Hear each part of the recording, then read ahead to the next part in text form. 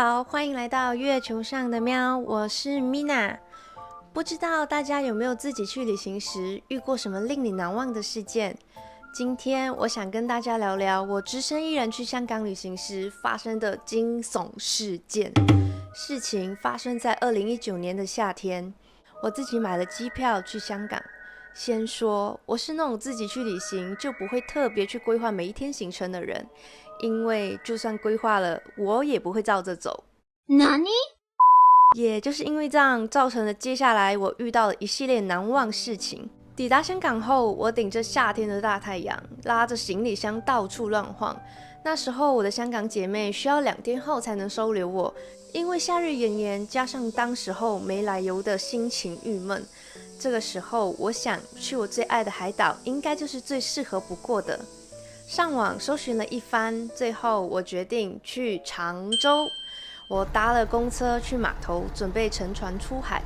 不知道是不是因为6月份不是旅游旺季，人异常的少，可能是我自己一个女生去搭船很奇怪吧。总觉得他们一直用一种很怪异的眼神在看我。因为是临时决定要来常州，所以我并没有提前预定好今天要住的地方。当下一到达常州时，我马上寻找今晚要落脚的小窝。那边的摊贩上摆出许多出租房间的照片，让游客选择。顶着大太阳，我逛了一圈，最后决定要住下靠海的一间小套房。虽然房间不大，但是有我想要的阳台和海景，价格也在我能接受的范围内。我站在档口前和出租的小姐姐预订房间，但她却主动和我聊天。一开始，她很好奇我为什么会一个女生来常州，然后就开始问起了一连串的问题，比如你是哪里人啊？你为什么会讲广东话？你自己一个女生来常州干嘛？噼里啪啦的问了好多问题。起初我也不以为意，以为只是一个热情的大姐姐。直到后来，她问了我：“你有没有男朋友？男朋友怎么没有陪你来呀？”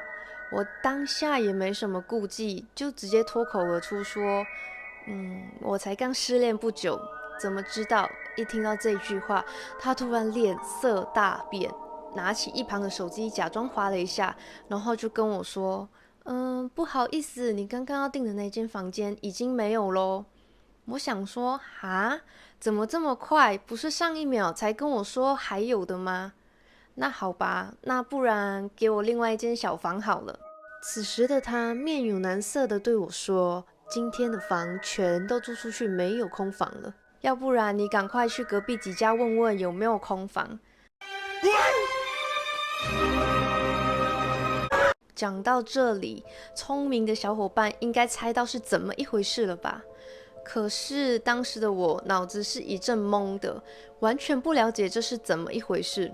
后来我陆续问了好几家，要不是价格贵到我没办法接受，不然就是跟我说没有房间了。我就纳闷了，岛上明明没有几个旅客啊，怎么瞬间跟我说都客满了？眼看太阳就快要下山了，我赶紧用手机租房 App 找房。中间好几度在网络预订后被询问是否是单独一个女生入住，在我回答是之后，都直接被退订拒绝了。此时太阳早已下山，我却还找不到今晚入住的房间。再走回码头，当日回去香港市区的船也早就没有了。我就这样坐在码头，一直用 App 找房。终于，我手机的电量也快被我耗尽了。当下的我真的是无助到想哭，还真是第一次遇到有房却不租给你的。为了不让自己陷入和外界断联的窘境，我开始拖着我的行李箱一家家旅馆去询问，问了好几家，还是没有旅馆愿意收留我，连手机充电的地方也没有。绝望的我走进便利商店，想要买饮料。这个时候，我看到了架上有出租行动充。我的天，这简直就是大学里的一根火柴！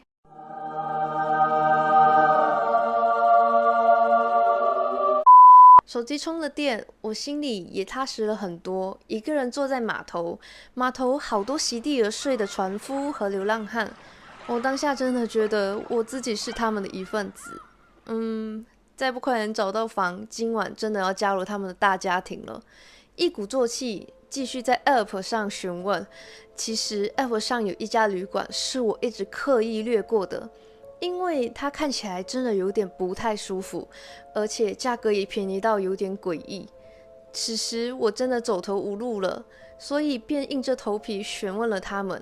很快的收到了他们回复，告诉我今晚还有房可以入住。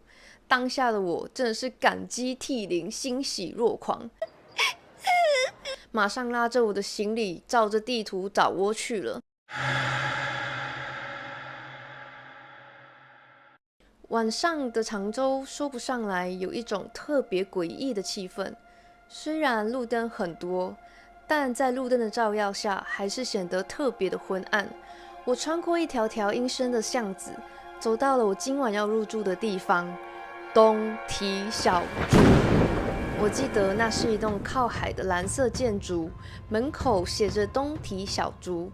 不知道是不是因为靠海的关系，还是怎样，刚走入大门就突然觉得风变得好冷。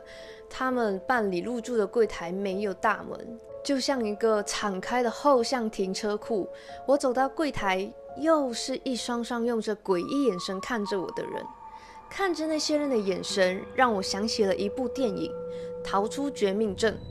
看过的小伙伴们一定知道我为什么当下会想起这一部电影，也一定明白我当下的感受。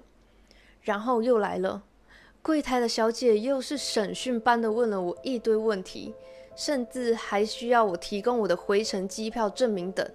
此时的我已经累到只想赶快办理入住手续，然后洗澡、吃东西、睡觉，所以我便把她要的资料全部都给了她。那位小姐姐还加了我的微信好友，很贴心的跟我说，如果入住后有什么问题可以找她。办理入住手续后，我以为就可以直接到房间去休息了，可他们却要我再等一下。等了一会儿，我就问：“请问现在是在等什么呢？”他说在等2个男生一同陪我走去房间的位置。我好奇说为什么？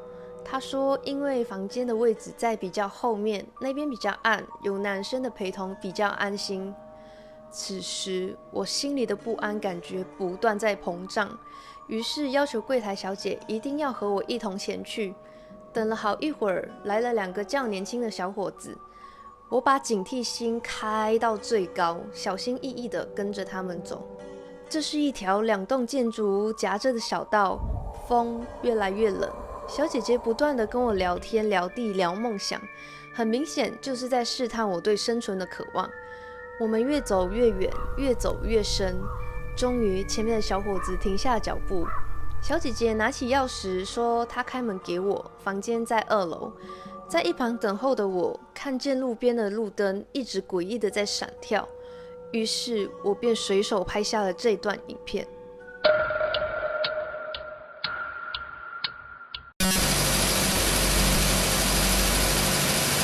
在拍摄这段影片时，我手机是完全没有任何震动的，我也没有手抖，在拍摄现场也没有影片收到的那一段声音，也可以说是杂讯吗？我随手拍完也没有打开来看，根本不知道这一部影片原来拍出来后是长这样的。直到现在我想起来还是很毛。随后小姐姐帮我开了门，我便跟她走上了2楼。整个住宿给我的感觉怎么说呢？就是台湾很早期那一种老公寓，一个老旧又狭窄的楼梯，走上去后就是房间门口。小姐姐一打开门，突然很大一阵凉风从里面灌了出来，我瞬间脊椎发凉，那种刺骨的寒意直接从我的脚趾贯穿到我的脑袋，我的脑袋即刻发出警讯，使我动弹不得，双脚完全不听使唤，完全没办法迈入房门一步。我直立立地站在房门口，瞪大眼睛看向一片漆黑的房内。然后我转头看向小姐姐，她也一脸惊恐地看着我，她一样被这一股寒意刺得脸青唇白。她紧张地问我：“你会怕事吗？你要不要换间房间？我前面还有房间可以给你。”我都还没开口，她自己已经把房门关了起来。跟我说他换比较前面位置的房间给我，我什么也没说，只是点了点头。这时我拎起了行李，一转身，从身后的一扇窗户望出去，看到了刚刚那一盏一直在闪烁的路灯。当下气氛超级可怕，堪比电影《惊魂记》，视觉、听觉、五官全开，我都怀疑我是不是付了钱进了某游乐场的鬼屋。